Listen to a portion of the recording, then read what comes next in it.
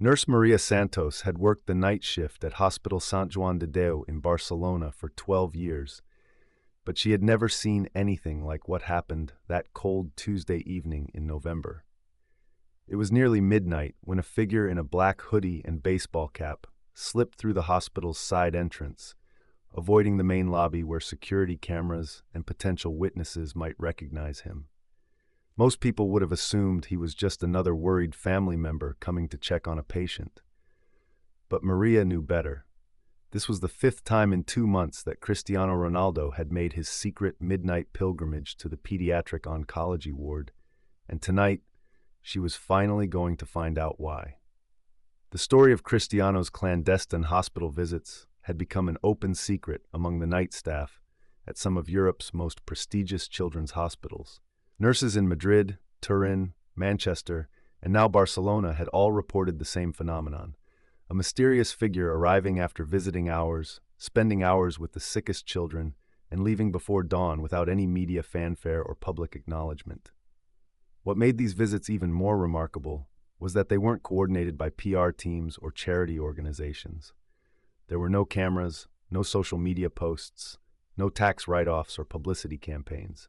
These were the actions of a man who had chosen to spend his most precious resource, time, with children who were fighting for their lives, and he was doing it in complete secrecy. Maria first learned about Cristiano's visits from her colleague Elena, who worked in the terminal care unit where the hospital's most critically ill children spent their final days. Elena had been skeptical when she first heard rumors about a famous footballer visiting dying children at night, but her skepticism vanished the moment she witnessed it herself. She described watching through a patient room window as Cristiano sat beside the bed of 7-year-old Pablo, who was dying of leukemia and had maybe days left to live. The boy was barely conscious, but somehow Cristiano's presence seemed to bring him peace. Elena watched as the world's most famous athlete held the child's hand and spoke softly to him in Portuguese, Spanish, and broken Catalan, telling him stories about football matches and promising that he would score a goal for him in the next game. What broke Elena's heart was realizing that Pablo would never live to see that goal, and somehow Cristiano seemed to understand this too. But he stayed anyway, holding the boy's hand until he fell into a peaceful sleep. The pattern of Cristiano's visits became clear to the nursing staff over time. He wasn't coming to boost his image or fulfill charitable obligations. He was specifically seeking out the children who were dying, the ones whose families had been told there was no hope left, the ones who lay in hospital beds knowing they would never go home again. These were the children that even well-meaning celebrities often avoided because the encounters were too emotionally difficult, too real, too heartbreaking for public consumption. But Cristiano sought them out deliberately, as if he understood that these children needed something different from the usual celebrity hospital visit. Maria discovered the depth of Cristiano's commitment when she accidentally walked in on him, comforting 9-year-old Isabella, who was crying because she was afraid of dying alone. Her parents had been maintaining a bedside vigil for weeks, but exhaustion had finally forced them to go home for a few hours of sleep. Isabella had woken up terrified and inconsolable, and the night nurse had been unable to calm her down.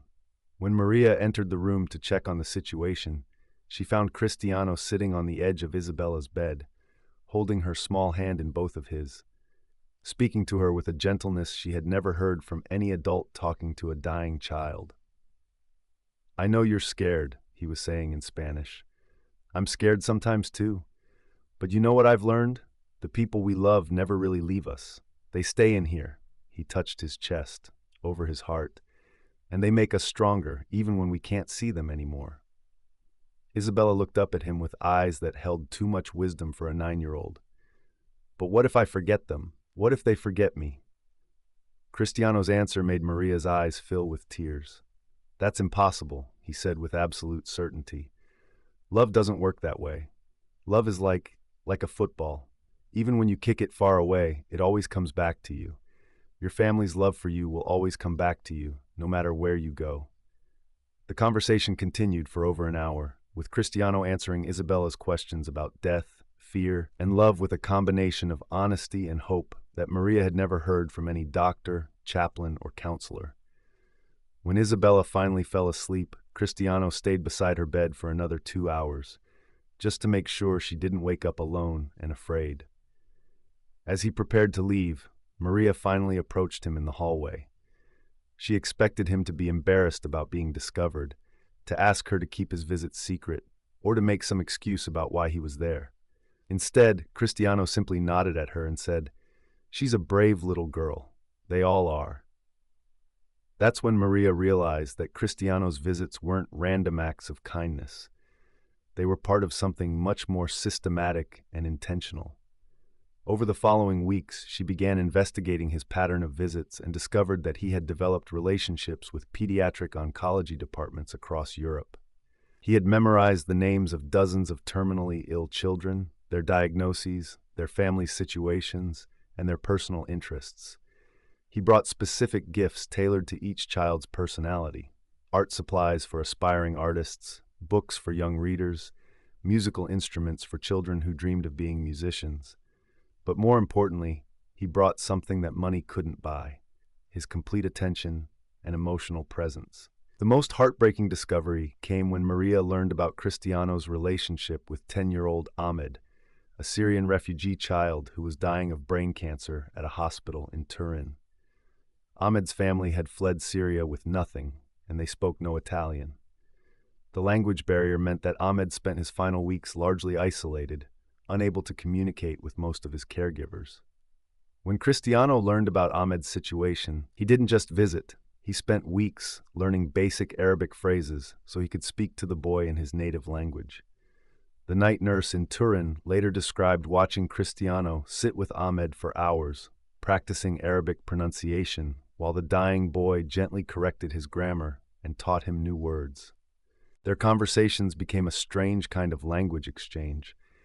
A famous athlete learning Arabic from a dying refugee child who was teaching his hero to say, "I love you, and you are not alone," in his mother tongue. Ahmed died on a Tuesday morning, and Cristiano was there, holding his hand and reciting the Arabic phrases the boy had taught him. The attending physician later said it was one of the most peaceful deaths he had ever witnessed in his 30-year career. But the story that truly revealed the depth of Cristiano's secret mission came from Nurse Patricia at Hospital Niño Jesus in Madrid. She described the night when Cristiano arrived to visit 12-year-old Carmen, who was dying of a rare genetic disorder. Carmen had been a promising young footballer herself before her diagnosis, and she had plastered her hospital room with posters of Cristiano and videos of his greatest goals. When Cristiano entered her room that night, Carmen was barely conscious, but she managed to whisper her greatest wish. She wanted to score a goal with her hero, just once. What happened next would be talked about by the hospital staff for years to come. Cristiano carefully helped Carmen out of her bed, supporting her frail body as they stood together in the middle of her hospital room. Using a rolled-up sock as a makeshift football, he set up an imaginary goal between two IV stands. For the next 20 minutes, in a sterile hospital room filled with medical equipment, Cristiano and Carmen played football together. He gently passed the sock ball to her, cheered enthusiastically when she managed to kick it toward the goal, and celebrated with her as if she had just scored the winning goal in a World Cup final. Carmen laughed for the first time in weeks, and for those precious minutes, she wasn't a dying child in a hospital. She was just a young footballer playing with her idol. Carmen died 3 days later, but her mother later told Patricia that those 20 minutes playing football with Cristiano were the happiest moments of her daughter's entire battle with illness. The hospital staff began to understand that Cristiano's visits weren't charity work in any conventional sense. They were personal missions of connection and comfort that seemed to fulfill some deep need in Cristiano himself. Nurses reported that he often seemed as affected by these encounters as the children were, sometimes sitting in hospital corridors for long periods after particularly difficult visits, clearly processing his own emotions about mortality, suffering, and the fragility of life. The truth about Cristiano's hospital visits began to emerge when a group of nurses from different hospitals started comparing notes during a medical conference. They realized that the same pattern was occurring across multiple countries. Cristiano was somehow identifying the most critically ill children, visiting them in secret, and providing comfort that went far beyond typical celebrity hospital visits. More remarkably, he was doing this while maintaining a demanding professional schedule that included training, matches, travel, and family obligations. The logistics alone were staggering. Coordinating secret visits across multiple countries while avoiding media detection required the kind of planning usually reserved for state security operations. The nurses eventually learned that Cristiano had assembled a small team of trusted contacts within the medical community who helped him identify children who could benefit from his visits. These weren't publicity-seeking doctors or administrators, but frontline nurses, social workers, and chaplains who understood which children were facing their final days and might find comfort in an unexpected visit from their hero. The team operated with absolute discretion, sharing information only when necessary and never documenting these visits in any official capacity. Perhaps the most revealing insight came from Dr. Sarah Mitchell, a pediatric oncologist who had witnessed several of Cristiano's visits at different hospitals. She explained that Cristiano seemed to understand intuitively that dying children needed something different from healthy children. Most celebrities who visit hospitals focus on the children who are getting better, who can smile for photos and share inspiring recovery stories, she observed. But Cristiano specifically sought out the children who weren't going to recover. He understood that these kids needed to feel seen and valued, not as inspiration for others, but simply as human beings deserving of love and attention in their final days. The emotional toll of these visits on Cristiano himself became apparent to those who worked closely with him. His Al Nassr teammates reported that he sometimes seemed unusually quiet after certain personal trips that weren't explained in detail. His family noticed that he occasionally spent long periods looking through photos on his phone, though he never explained what he was viewing. Close friends observed that he had developed an even deeper appreciation for time with his own children, often speaking about the importance of not taking any moment for granted. The secret network of hospital visits continued for over 2 years before the story finally began to leak to the media. It started with a single social media post from a grateful parent whose child had been visited by Cristiano during their final week of life. The parent, overwhelmed with gratitude and grief, shared a photo of their child smiling while holding a football that Cristiano had signed personally for them. The post went viral, and suddenly other parents began sharing their own stories of unexpected visits from the Portuguese superstar. Within days, nurses from across Europe began speaking publicly about the visits they had witnessed, and the full scope of Cristiano's secret mission became clear. The revelation sparked a global conversation about celebrity responsibility, authentic charity work, and the difference between public philanthropy and private compassion.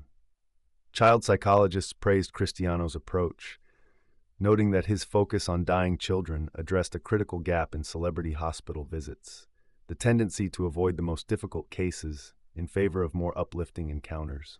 But the most powerful responses came from the families whose children had been visited by Cristiano. Parent after parent shared stories of how those final conversations had brought peace to their dying children, how Cristiano's presence had made their children feel special and valued in their darkest hours. Many described how their children had died more peacefully after Cristiano's visits, somehow reassured that they mattered to someone whose approval they had dreamed of earning. Today, Cristiano continues his hospital visits, though they are no longer completely secret.